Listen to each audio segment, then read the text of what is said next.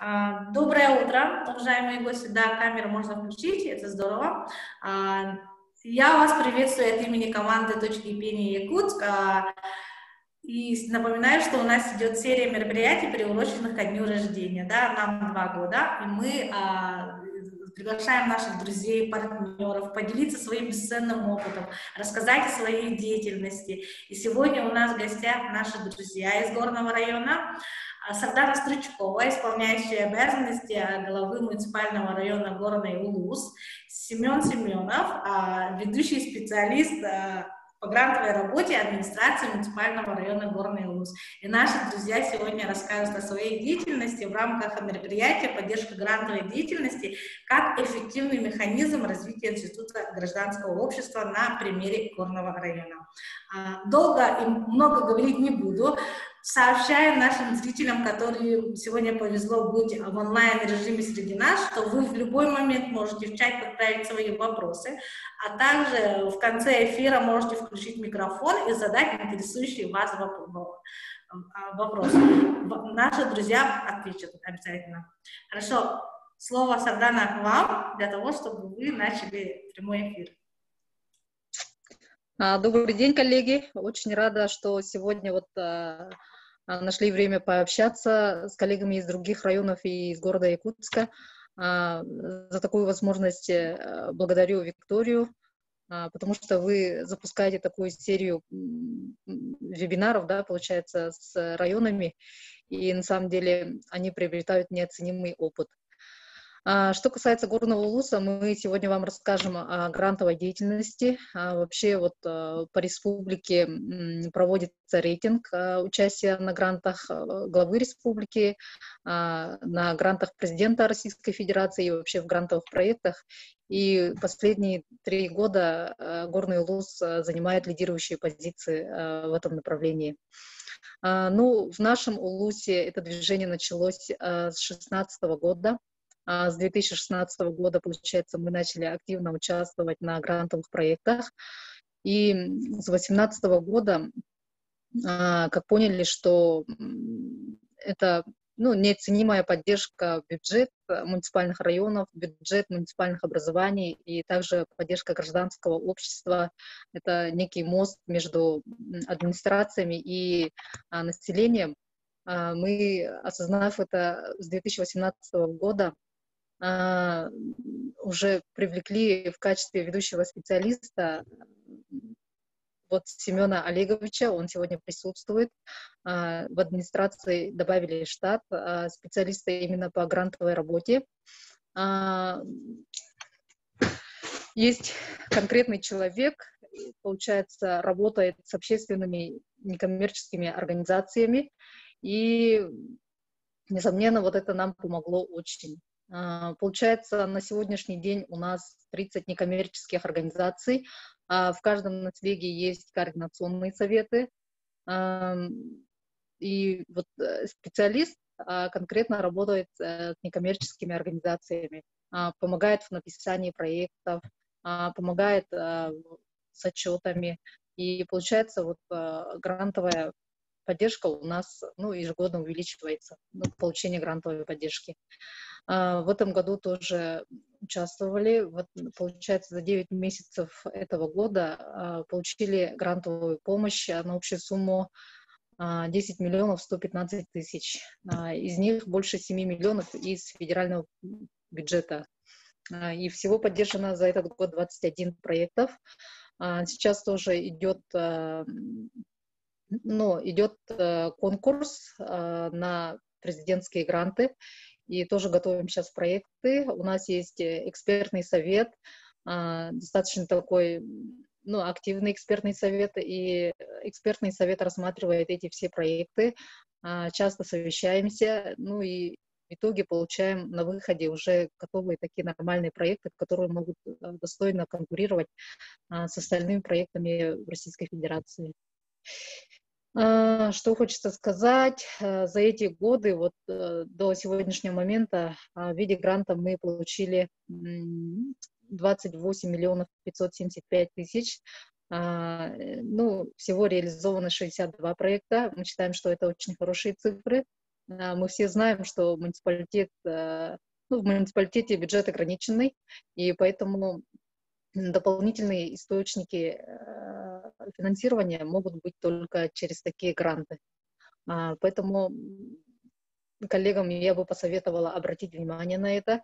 И если есть поддержка со стороны администрации района, вот в виде нашего как бы специалиста, да, то активно идет население на это и уже понимают. Вот у нас население уже в виде грантовой помощи осознает, что, в принципе, это реально, да, что есть поддержка с района, что люди могут помочь, и с документами могут помочь, и с проектами могут помочь, где с советом, где консультацией, где семинар мы проводим, да, методическую помощь организовываем.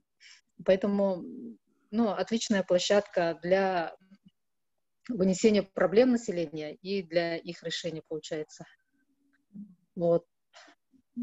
Сейчас я хочу передать слово нашему коллеге, нашему незаменимому сотруднику Семену Семенову. Он подробно расскажет, как вообще организована работа и как вообще в дальнейшем мы планируем в этой части развиваться. Можно вопрос задать на правах модератора? Вот у меня возник вопрос.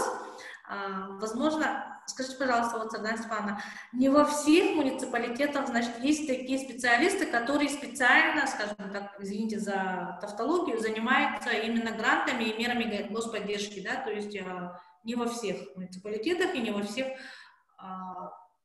Вы выбрали стратегию, когда инвестировали специально штатку, выделили для того, чтобы человек сидел на месте и занимался только этим.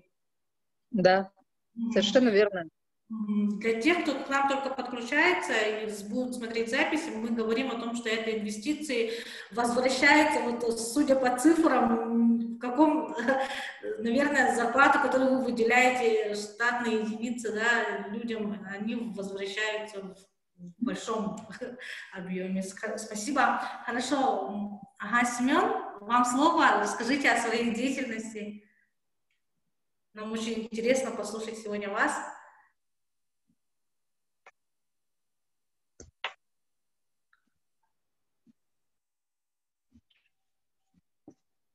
Включился вроде.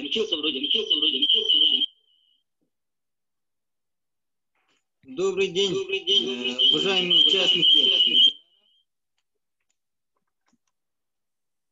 Сейчас, подождите.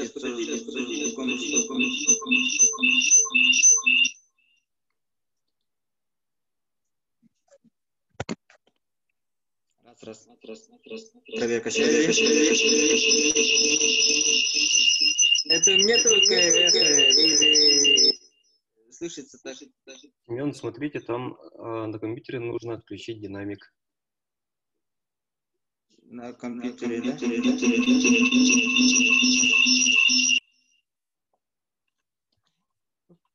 Раз. Как слышно? Нормально. Нормально стало, да? Ага. Так, еще раз добрый день, уважаемые участники вебинара. Разрешите представиться.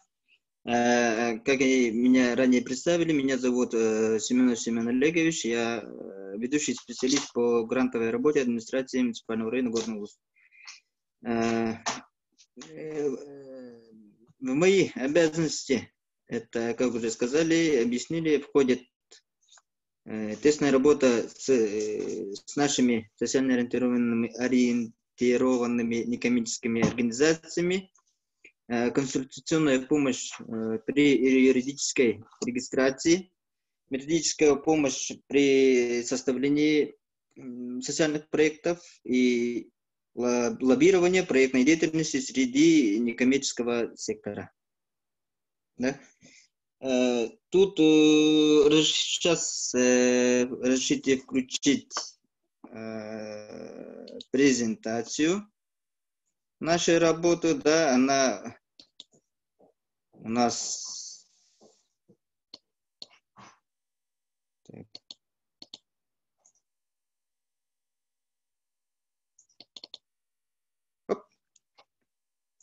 Да, я буду говорить, а презентация будет идти. Ой.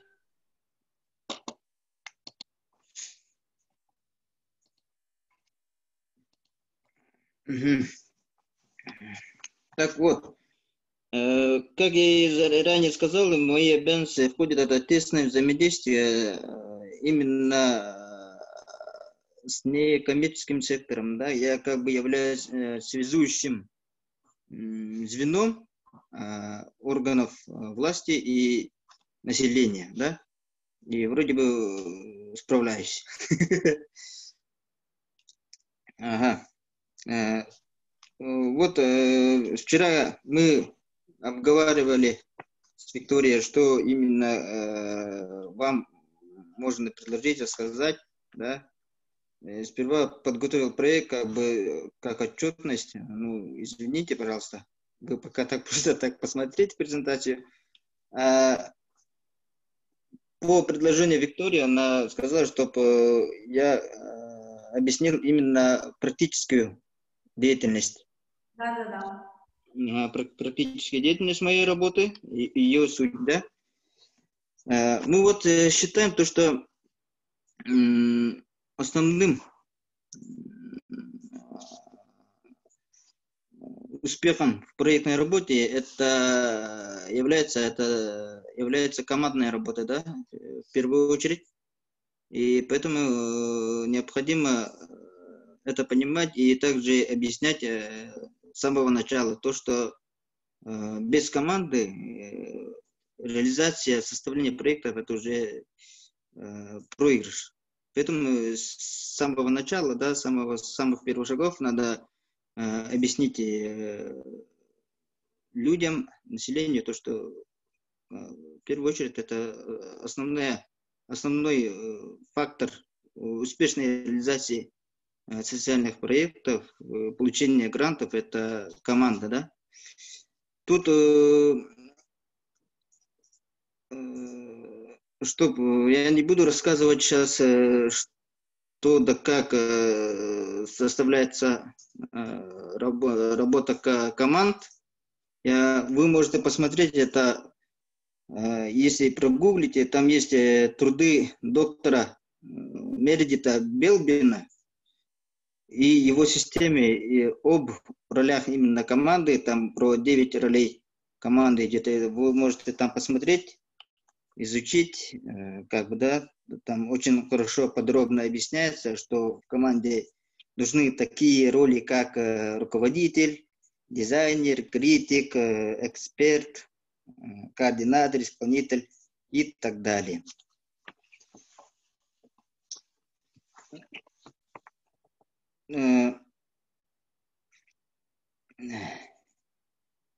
Семен, можно сразу вопрос задать? Вот мы видим то, что в проектах есть очень много из населенных пунктов.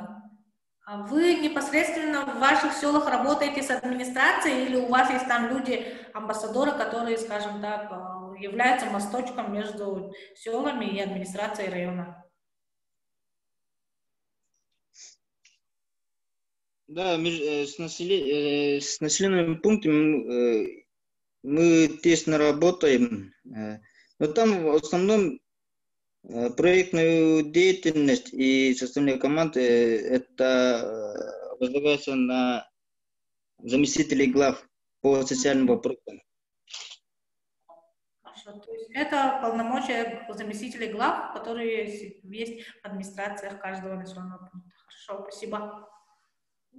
Да, там как раз функция заместителей глав по социальным вопросам, да, как раз она состыковывается с проектной деятельностью по социальным. Очень хорошо идет.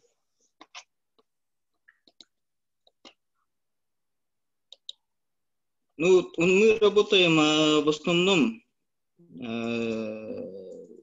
с 3 федеральными грантодательными фондами, да, это фонд президентских грантов, Федеральное агентство по делам молодежи Росмолодежь и фонд Потанина. Ну, фонд Потанина подавались, но пока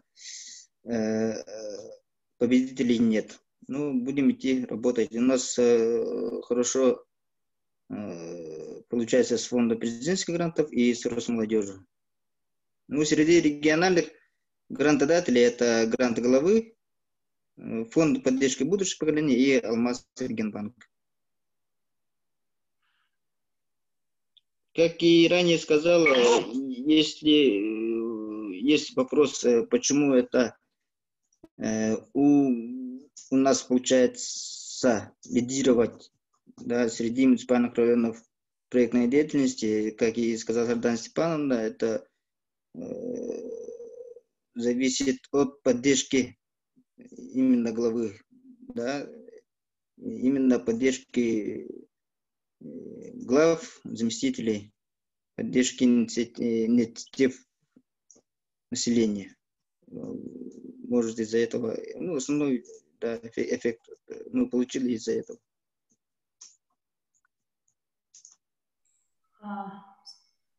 Вы сейчас будете показывать презентацию, да, Семен, или как еще? Будет презентация? Или можно переходить сразу к вопросам, вопрос-ответ? Да, лучше перейдем к вопросам. Если есть... Просто мы очень ожидали того, что будет обзор тех программ, на которые стоит подавать заявки. Сейчас было бы здорово, если бы вы прямо сделали краткий обзор, куда стоит подавать заявки и какие лайфхаки, советы вы практически можете давать нашим зрителям, которые приняли решение как-то вот участвовать в проекте. Допустим, мы в этом году, как точка кипения, только тоже начинаем участвовать во всех вот этих конкурсах, да, и ощущаем, что иногда там надо про свои проекты конкретно затачивать под определенные какие-то требования и критерии каких-то конкурсов. Проекты отдельно. Ага. Мы всегда начинающим своим проектантам, да, мы так и называем проектантам, мы советуем сразу регистрироваться на фонд президентских грантов Российской Федерации, да, просто взять в Гугле, набить фонд президентских грантов РФ и зарегистрироваться на данный сайт. Данный сайт упакован таким образом, что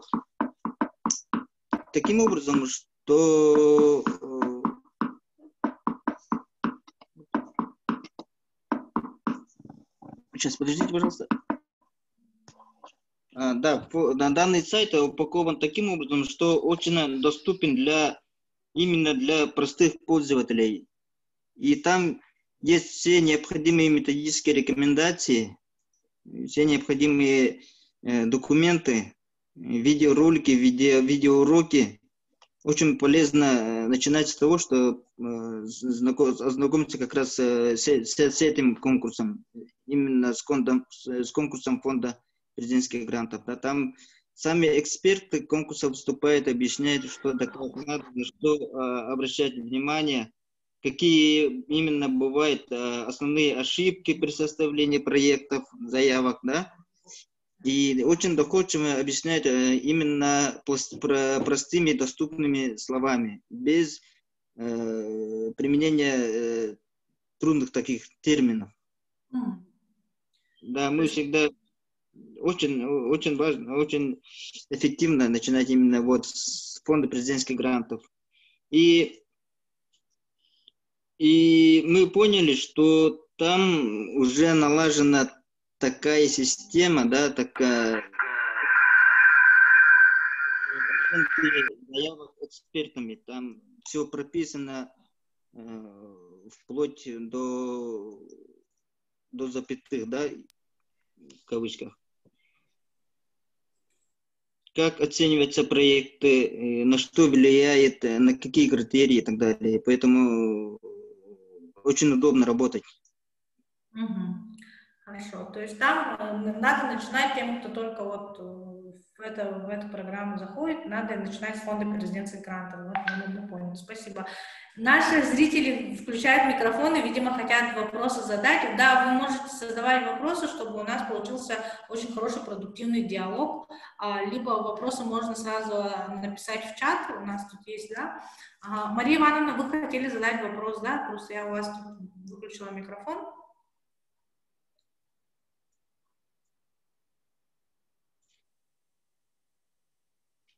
Хорошо.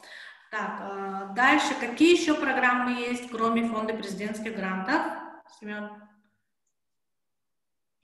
Кроме фонда президентских грантов есть Федеральное агентство по делам молодежи и Росмолодежи, да, это тоже федеральный конкурс.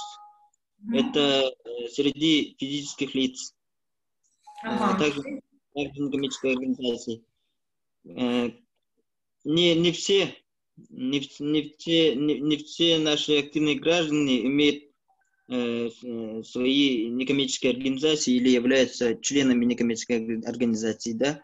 В связи с этим очень удобно работать вот как раз с Росмолодежью. С Росмолодежью там заявки принимаются от граждан физлиц с 14 до 30 лет. Очень удобно там.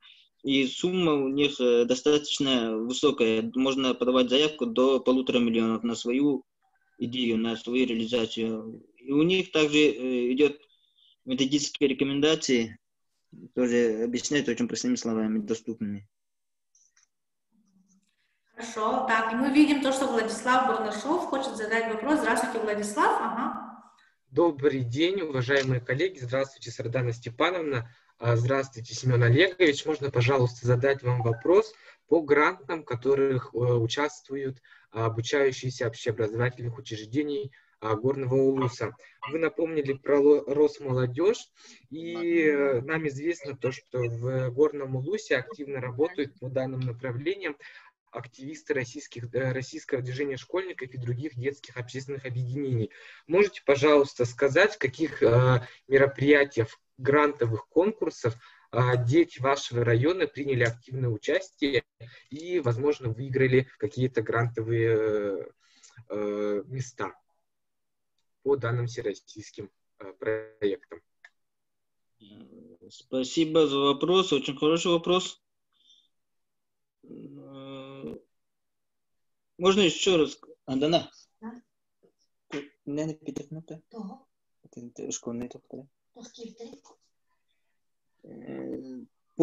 Я так понял, вы хотите узнать по выигранный грант, кроме Росмолодежи, да? Не только выиграли, но поучаствовали, или какие примерно проекты предоставляли ваши школьники на федеральных грантах по Росмолодежи и по Российскому движению школьников?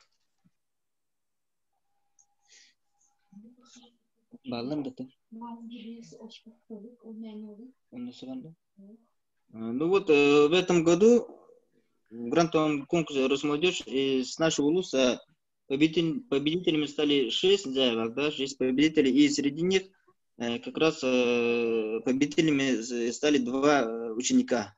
Это со школы Данилова и Афанасия Осипова. Там ученики 10 классов.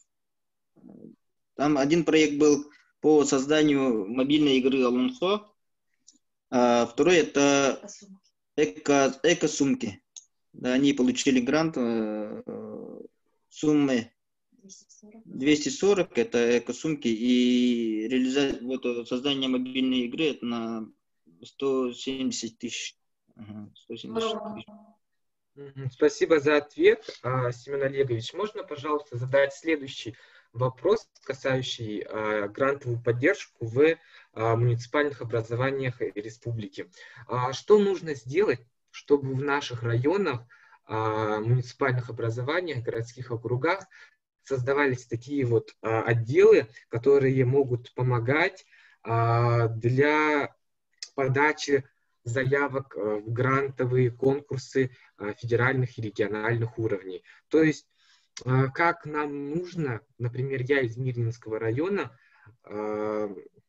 переговорить с нашей администрацией, с нашим главой, чтобы наконец-то Мирнинский район и другие муниципальные образования могли тоже активно поддерживать наших детей, наших ребят и студентов в грантовых конкурсах. Ну, хотелось бы задать вопрос Сардане Степановне, исполняющему главы муниципального района Горный Улус.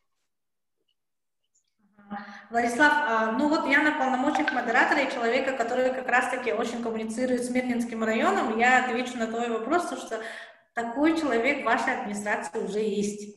И Мирнинский район довольно-таки продуктивно работает как раз-таки по грантовой поддержке, и мы тоже как точки кипения коммуницируем с вашим районом, и они наверное, очень хорошо работает со школьниками. Вот, если вы хотите, в принципе, мы можем дать... Не хотелось бы сегодня на нашем вебинаре говорить как со слов чиновников, то, что это есть, но его на самом деле нет. Потому что сам участвовал во многих конкурсах, и максимум, кто мне помогли, это мои педагоги. В принципе, все. Из-за этого... Владислав, а также есть еще единый ресурсный центр, как по поддержке НКО, и они тоже активно очень помогают, независимо от того, школьник или взрослый человек. Ты можешь потом после эфира написать нам. Есть номер телефона? Да, поставить свой личный номер, и помогу тебе скоммуницировать с теми людьми, с которыми ты потом можешь работать. Ну, это по направлению Минмол, да, Министерства молодежи? Не совсем. Это, они работают с целевым фондом будущих поколений, то есть тут не только Минмол, и не только по линии одной, а там есть обширная, скажем так, сфера, и ты можешь, в принципе, с ними тоже очень хорошо плотно поработать. Хорошо, но я напишу Егорову. Уточню. Спасибо. Я напишу в чате свой личный номер, можешь, да, нам очень важны тоже, спасибо, что ты сегодня к нам в эфире сидишь и присоединился к нашему диалогу. Это здорово, что есть такие активные дети, и они уже... Так, 822, я напишу свой личный номер, хорошо?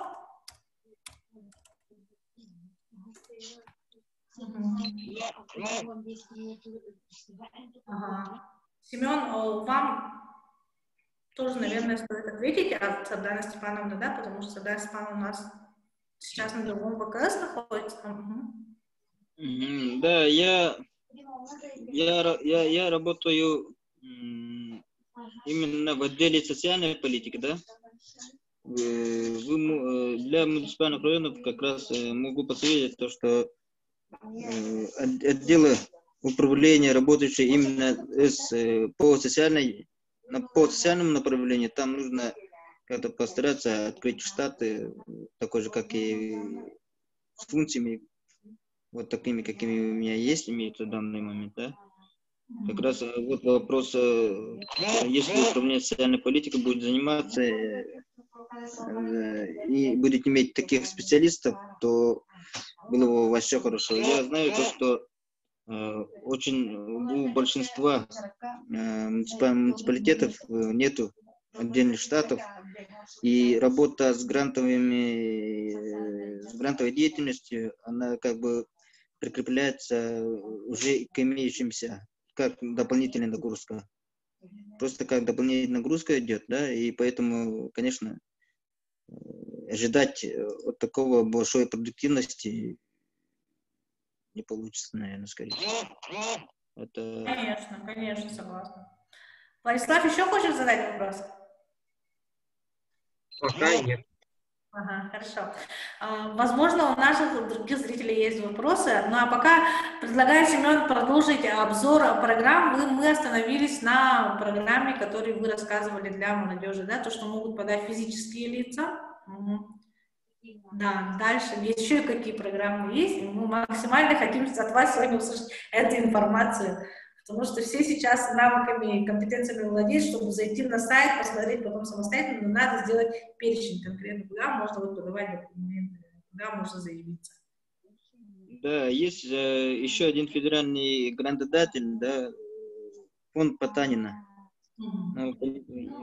По нему мы пока не очень отрабатывали.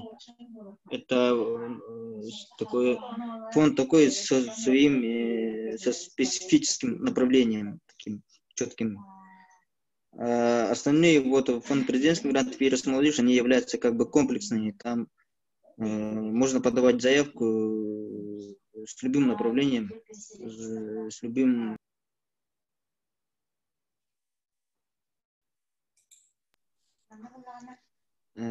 Региональных, из наших, это является грант главы Республики Саха-Якутия, да, и фонд поддержки будущих поколений,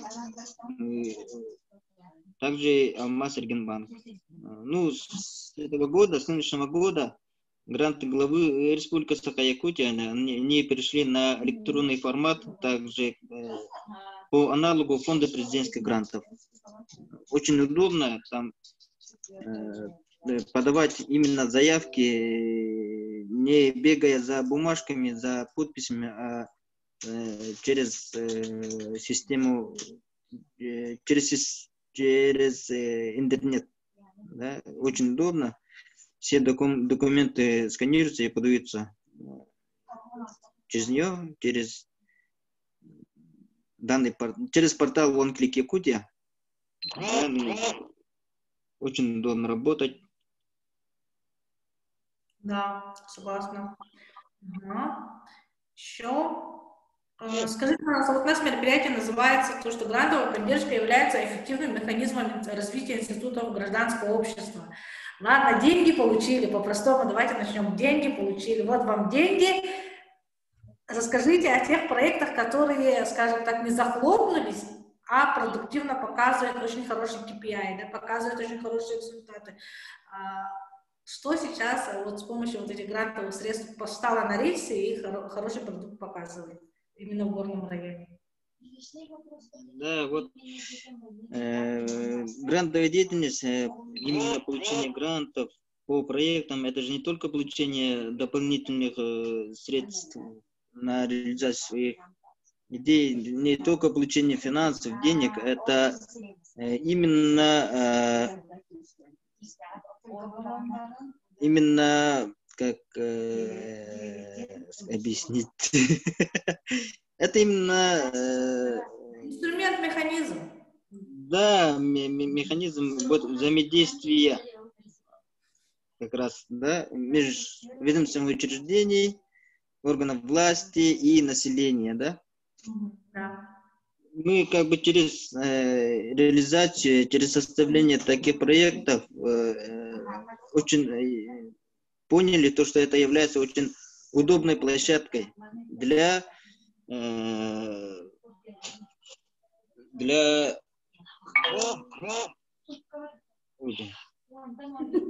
Извините за мои русские. Можно попросить коллег хотя бы минут 10 немножко ради прямого эфира свой диалог приостановить? Да.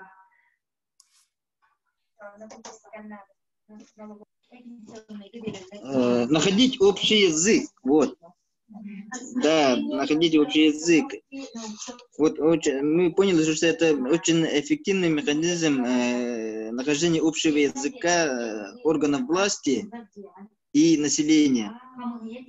Да, потому что наше население, наши люди, у них у всех очень много идей, очень много предложений именно по развитию гражданского общества нашего, да.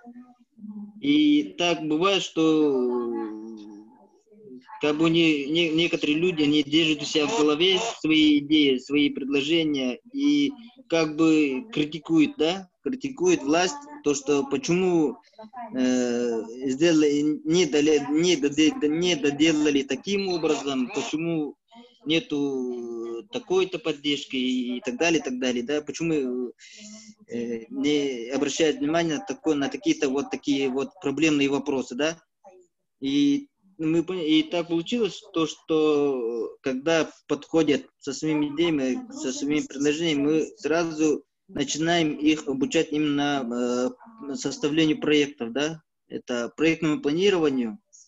Мы начинаем обучать их, мы объяснять, что такое проект, что такое, как можно свои идеи упаковывать в проект, как оценивать свои ресурсы, да, имеющиеся, и насколько актуально в данное время вот вопрос актуален, не актуален, и социальное обоснование, да.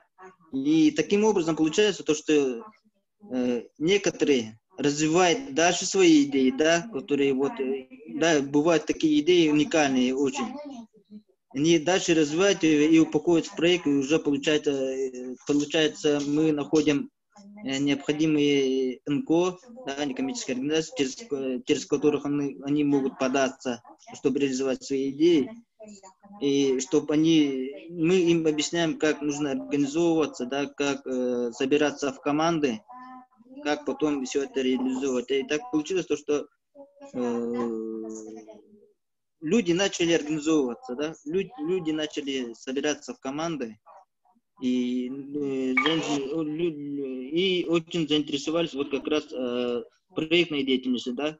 Если раньше можно было услышать недовольство в адрес администрации, то, что типа нету детских площадок, почему они не строят детские площадки, да? Ну, почему там нету мероприятий таких-то и так далее, да? Много таких вопросов, да? Но сейчас они как бы слышим уже от населения, типа можно уже как-то данную идею упаковать в проект, подаваться, там, уже у них мышление у людей меняется, да? Они уже идеи свои смотрят уже как проекты, они уже верят, то, что можно реализовывать через грантовые деятельность свои идеи, именно упаковав. И нету негатива, стало чуть меньше в отношении вот именно по данному направлению. Хорошо, то есть именно как раз вовлеченность населения, да, и всем работникам администрации, возможно, другим участникам мы бы порекомендовали, что это есть на сегодняшний момент очень эффективный механизм воздействия как раз-таки между разными слоями населения, между населением и между властью, да. Хорошо, спасибо. У нас эфирное время заканчивается. Мы в свою же очередь благодарим Семена за то, что он сегодня рассказал. И есть ли вот вопросы от наших зрителей в чате можете задать, либо включить микрофон, потому что мы тут сидим за скрытой камерой, видим, явно есть интерес, но при этом люди, скажем так, немножко неактивные, да. Напоминаю, что это не все. На следующей неделе у нас в гостях будет, как раз-таки я обращаюсь к Владиславу. Владислав нас покинул, но на следующей неделе у нас в гостях будет Ольга Вишникова, это генеральный директор Единого ресурсного центра поддержки СО-НКО и развития гражданских инициатив. Она эксперт по социальному проектированию и соцпредпринимательству. Она расскажет про грантовые конкурсы и услуги в социальной сфере, да, расскажет про какие конкурсы, да, где надо участвовать, и как раз какие документы необходимы. И вы тоже можете вслед за диалогом с Семеном продолжить эту дискуссию на той площадке, включившись в это мероприятие. Мы обязательно скоро анонсируем. Зарегистрируйтесь на Лидер ID, зайдите, и мы все делаем ради народа. Семен, мы вас благодарим. Пожелания нашим зрителям. Всем много новых идей, креативных и успешной реализации. Хорошо. Спасибо большое. Всех благодарим, кто у нас сегодня был в прямом эфире. До скорых встреч.